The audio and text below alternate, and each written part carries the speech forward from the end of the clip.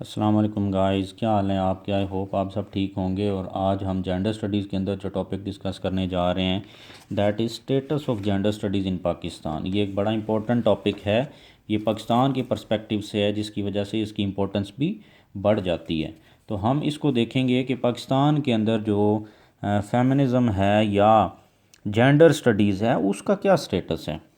तो बैकग्राउंड सबसे पहले हम डिस्कस करते हैं कि बैकग्राउंड में क्या हुआ। बैकग्राउंड में ये है कि बहुत सारे ऐसे हिस्ट्री के अंदर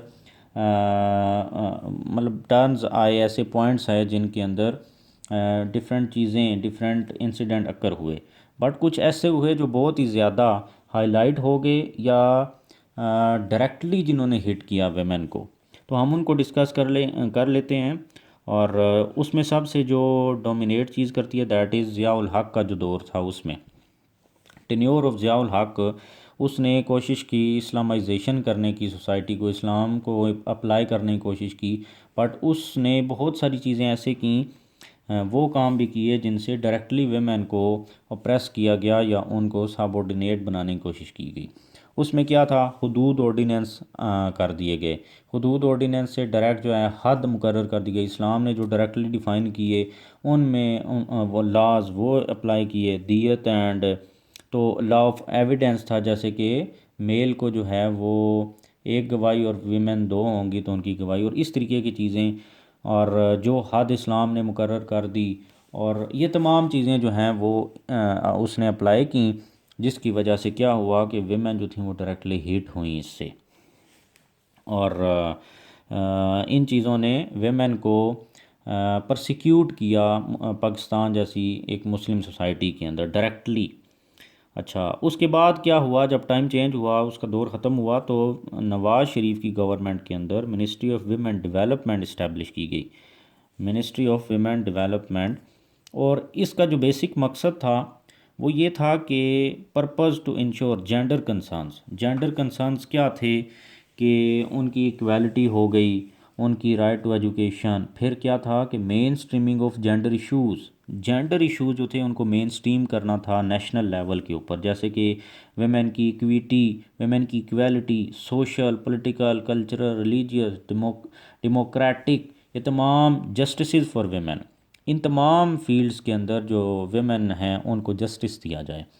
सिमिलरली क्या हुआ कि 1998 के अंदर जो मिनिस्ट्री ऑफ वुमेन डेवलपमेंट थी, इसने नेशनल प्लान ऑफ एक्शन दिया, NPA. National plan of action जो था, इसने भी कुछ सजेशंस दी। सजेशंस क्या थी कि जैसे ह्यूमन राइट्स जो हैं उनको प्रोटेक्ट किया जाए, और उनके अंदर पर्टिकुलरली वुमेन राइट्स को प्रोटेक्ट किया जाए, जिसके अंदर हमारी जैसी सोसाइटी के अंदर वायलेंस है, इनहेरिटेंस राइट्स नहीं दिए जाते, और बहुत बेशुमार चीज़ें हैं जो हम देखते हैं। हेल्थ के इश्यूज़ हैं, मीडिया के ऊपर ऑब्जेक्टिफिकेशन ऑफ देयर बॉडीज़ किया जाता है, उनको रोकना। फिर एजुकेशन राइट, वायलेंस को ख़त्म करना, हेल्थ एट्सेट्रा, ये तमाम चीज़ें जो थी इनको हाईलाइट करना था। तो ये नेशनल प्लान ऑफ एक्शन जो था उसने ना gender suggested that gender study should be added. अच्छा, ये एक इसका बड़ा इंपॉर्टेंट चीज फैक्टर था या पॉइंट था जो इसने काम किया, कि इसने एनपीए ने ये चीज़ भी सजेस्ट की कि पब्लिक और प्राइवेट एजुकेशन जो इंस्टीट्यूशंस हैं उनके अंदर जेंडर स्टडीज़ को, जो जेंडर स्टडीज़ का जो करिकुलम है उसको ऐड किया जाए। और ये एक बहुत बड़ा इम्पोर्टेंट गोल था जो उसने अचीव किया।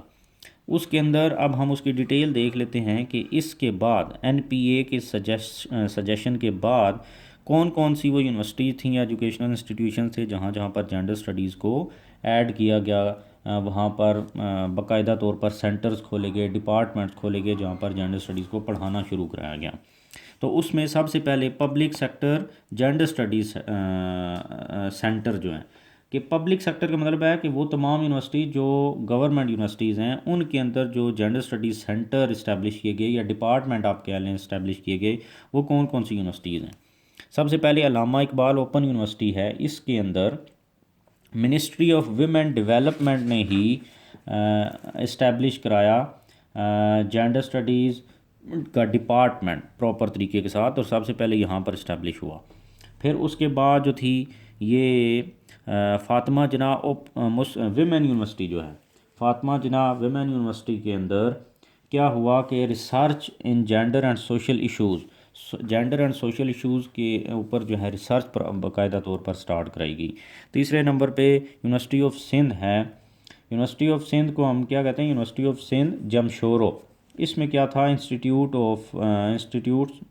The institutes of women development by university in Sindh Jamshoro, conceptual understanding of gender studies.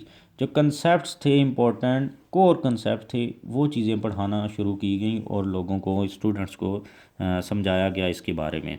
और मज़ीद उससे क्या हुआ, इससे ये गोल अचीव होते हैं कि अवेयरनेस आती है और फिर अवेयरनेस के बाद सारा जो नेक्स्ट स्टेप होता है वो स्टार्ट होता है। यूनिवर्सिटी ऑफ बलूचिस्तान क्वेटा के अंदर क्या हुआ, वहाँ पर भी सेंटर इस्टेब्लिश किया गया। इसी तरीके के साथ कायद-ए-आज़म यूनिवर्सिटी जो इस्लामाबाद में है, इसके अंदर एमए प्रोग्राम स्टार्ट करा दिए गए।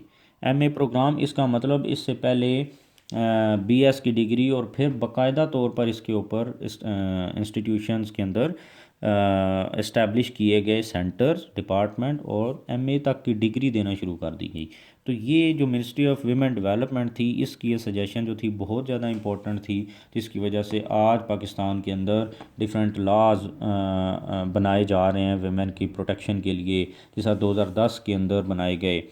और डिफरेंट लॉज फिर 2016 के अंदर 14-15 के अंदर भी जो लॉज बनाए गए एसिड के बारे में, एसिड थ्रोइंग के बारे में, और मतलब स्टेट लेवल तक कंसर्न जो थे वो इस्टेब्लिश किए गए और गवर्नमेंट ने, डिफरेंट गवर्नमेंट्स ने इसके बारे में काम किया। आज हम देखते हैं कि वुमेन डे के ऊपर हमारी सदर, हमारा जो प्रेसिडेंट है, प्राइम मिनिस्टर हैं और तमाम गवर्नमेंट जो हैं वो अपने कंसर्न शो करते हैं वुमेन की प्रोटेक्शन के लिए और उनके राइट्स के बारे में।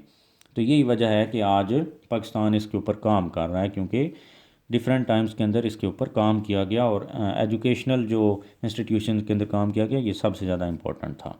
आई होप आपको समझ आ गई होगी। और जो इसके अलावा जो लेटेस्ट हैं, जैसे कि आज अगर गवर्नमेंट सपोर्ट करती है औरत मार्च को, इस तरीके के जो डिफरेंट गैदरिंग्स होती हैं या सेमिनार्स होते हैं, ये तमाम चीज़ें हम आप इसके अंदर लिख सकते हैं जेंडर स्टडीज़ का, अगर इस तरीके से क्वेश्चन आता है तो।